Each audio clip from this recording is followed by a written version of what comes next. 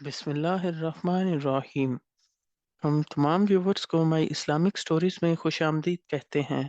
दोस्तों, अगर आपको हमारी वीडियो पसंद आए तो वीडियो को लाइक और शेयर करें और हमारे चैनल को सब्सक्राइब करें और बेल आइकन प्रेस करना ना भूलें ताकि आपको हमारी नई आने वाली वीडियो का नोटिफिकेशन मिल सके। हज़रत सुलेमान और मलका बिल्कीस का वाक़या।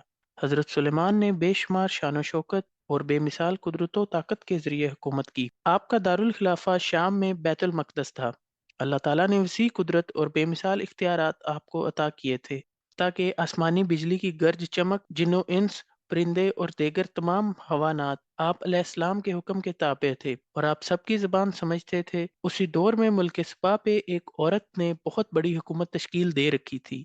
वो लोग बुत प्रस्त और सूरज प्रस्त थे और गुनाह के रास्ते पे चल रहे थे। एक दिन हजरत सुलेमान अलैहिस्सलाम अपने तख्त पर तशरीफ फरमा थे और परिंदे अपने परों से आपके तख्त पर एक मखसूस अंदाज में साया किए हुए थे ताकि सूरज की गर्मी आप अलैहिस्सलाम को अजियत ना दे। परिंदों में से एक परिंदा गायब था जिसका नाम हुदहुद था। हुदहुद की अदम मौजूदगी के बायस एक सुराग से आप अलैहिस्सलाम के तख्त पर धूप पड़ रही थी। आपने दरियाफ्त किया कि हुदहुद क्यों गायब है। कुछ देर गुजरी तो हुदहुद आ गया। उसने आकर कहा, आज मैं आपके लिए मुल्क सबा से एक खबर लेकर आया हूँ। मैंने एक औरत देखी है जो कि यमन के लोगों पर हुकूमत कर रही है। उसे इस दुनिया की हर चीज हासिल है और उसके पास बहुत बड़ा तख्त भी है। मैंने देखा है वो और उसके लोग सूरज की पूजा करते हैं और शैतान ने उनके इस अमल को उनकी नजर में हसीन बना दिया है और एक खुदा की इबादत से उनको दूर कर दिया है और उनको सही रास्ते से हटा दिया है। वो ये भी नहीं समझते क्यों ना उस खुदा को सजदा करें जो कि जमीनों आसमान के पोशीदा असरात को जाहिर करने वाला है और लोग जो कुछ छुपाते हैं या जाहिर करते हैं वो सबसे बाखबर है। वाहदहू ला शरीक है और इसके अलावा कोई इबादत के लायक नहीं है। हजरत सुलेमान अलैहिस्सलाम ने हुदहुद का उज़र कबूल किया और अपनी जिम्मेदारी समझते हुए मलके सबा के नाम एक खत लिखा और तौहीद की दावत दी। हुदहुद ने यह खत मलका बिल्किस तक पहुंचा दिया। मलका बिल्किस ने जब खत पढ़ा तो उसे मालूम हुआ कि यह खत एक अहम शख्सियत की तरफ से आया है। उसने अपनी कौम के बड़े सरदारों को बुलाया और उनसे इस अहम मामले के मुतालिक अपनी राय का इजहार करने को कहा। मलका बिल्किस की कौम के सरदारों ने कहा, हम बड़ी ताकत वाले और जंगजू लोग हैं, लेकिन आखिरी फैसला आपके हाथ में है। मलका ने अपनी कौम के लोगों का जंगी रुझान देखकर कहा कि जब बादशाह किसी इलाके में दाखिल होते हैं तो उन्हें तबाह बर्बाद कर देते हैं और वहां के बाइज्जत लोगों को जलील कर देते हैं। कुछ को मार देते हैं, कुछ को कैदी बना लेते हैं और कुछ को बेघर कर देते हैं। जहां तक उनके बस में होता है लूट मार करते हैं।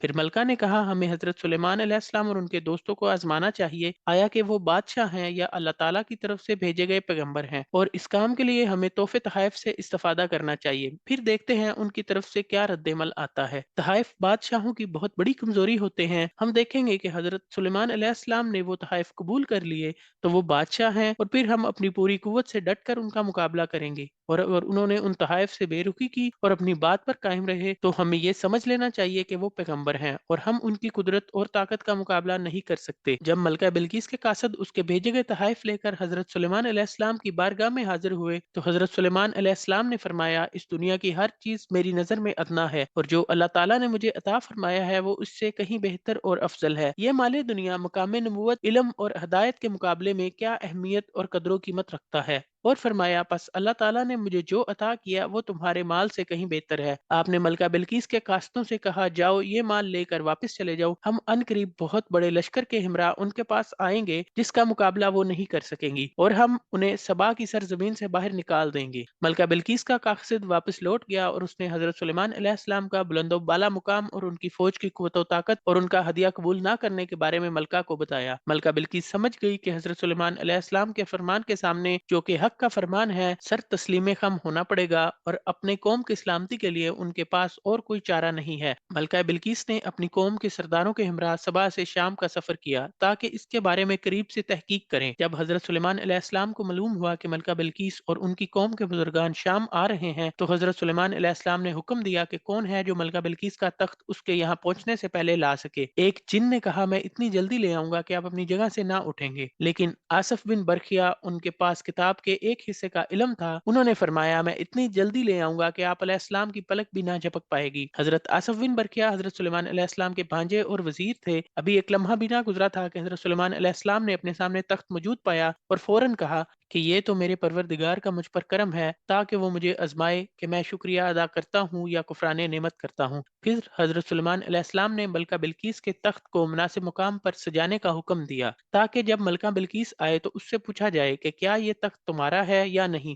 حضرت سلیمان علیہ السلام نے ملکہ بلقیس کی عقل کو جانچنے اور خدا پر اس کے ایمان لانے کی راہ کو ہموار کرنے کے لیے تخت میں کچھ تبدیلی کرنے کا حکم دیا۔ چنانچہ جب ملکہ بلقیس تشریف لائی تو اس سے اس تخت کے بارے میں پوچھا گیا، کیا آپ کا تخت اس طرح کا ہے؟ اور اس نے جواب دیا کہ یہ تو وہی تخت معلوم ہوتا ہے۔ تاریخ میں ہے کہ ملکہ نے اپنے اس تخت کی بڑی حفاظت کی تھی، اپنے محل میں اہم مقام پر اسے نصب کیا تھا، اس کی حفاظت کے لیے خصوصی دستار مقرر کیے تھے۔ حضرت سلیمان علیہ السلام نے ملکہ کے تخت کو ایک صاف شفاف صحن میں نصب کروایا تھا جس کا فرش شیشے کا تھا اور شیشے کے نیچے سے پانی جاری کیا ہوا تھا۔ ملکہ بلقیس اپنے ساتھیوں کے ہمراہ اس صحن میں پہنچی۔ اس نے خیال کیا کہ سارا فرش پانی سے بھرا ہوا ہے، چنانچہ اس نے پنڈلیوں تک اپنے پہنچے اوپر اٹھا لیے تاکہ پانی کے اندر سے گزر سکے، اور ساتھ ہی ساتھ وہ حیرت میں گم تھی کہ یہاں پانی کا کیا کام۔ حضرت سلیمان علیہ السلام نے فرمایا، یہ شیشے کا بنا ہوا ہے اور یہاں کوئی پانی نہیں ہے جو کہ پنڈلیوں کو برہنہ کرنے کا موجب بنے۔ اس کے بعد ملکہ بلقیس نے دعوت سلیمان کی حقانیت پر متعدد نشانیاں دیکھی اور ملکہ سبا حضرت سلیمان علیہ السلام پر ایمان لے آئیں اور صالحین کی صف میں شامل ہو گئیں۔ اور بلقیس نے کہا، میں نے اپنے نفس پر ظلم کیا تھا اور اب میں حضرت سلیمان علیہ السلام کے ساتھ اس خدا پر ایمان لے آئی ہوں جو عالمین کا پالنے والا ہے۔ گویا بلقیس اپنی زبان سے یہ کہہ رہی تھی کہ ماضی میں سورج کو سجدہ کرتی رہی،